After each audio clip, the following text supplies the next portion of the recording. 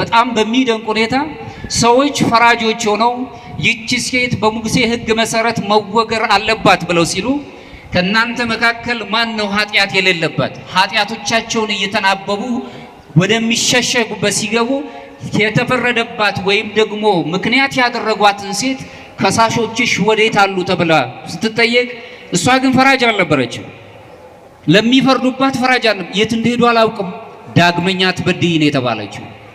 ክርስትና የበደሉን ብሉ እንድንበድል አይደለም የሚነግረን፣ ይቅር ማለትን መቻል ማለት ነው። ሁሉንም ነገር በይቅርታ ማለፍም አምላካችን እግዚአብሔርን ለመምሰል ለምጻሞቹን ሲያድን እናያለን። ልባቸው የተሰበረባቸውን ሲያጽናናቸው እናያለን። መመገብ ያልቻሉትን ምግብ ሲሰጣቸው፣ እንዲሁም ደግሞ የተገለሉትን ከማህበረሰቡ የተገለሉትን ሰዎች ሁሉ ከሐዋርያቱ መካከልም እንኳን ብንመል ቀራጭ ናቸው ሲባሉት የነበሩትን እነሱን ሲያቅፍ እንመለከታለን።